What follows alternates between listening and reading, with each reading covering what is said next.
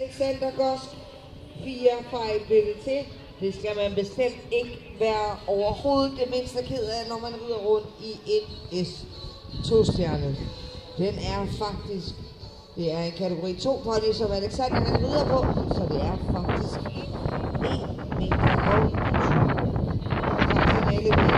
Rider her til Mathilde Rothmann, hun rider på ponyen Fair Choice to Pay. Hun rider jo også rundt på nogle spring, der er 1 meter og 20 høje. Mine damer og herrer, det er meget, meget højt for en pony. Jeg kan så lige, jeg hørte lige min øresnegl her, det var derfor jeg lige gik stå, at det er faktisk Mathildes første S2-stjerne. Det vil sige, at det er første gang, hun springer så højt, som hun gør nu, og det ser jo ud til at gå fantastisk. Men Tokaj, han kan jo det der sammen med Mathilde.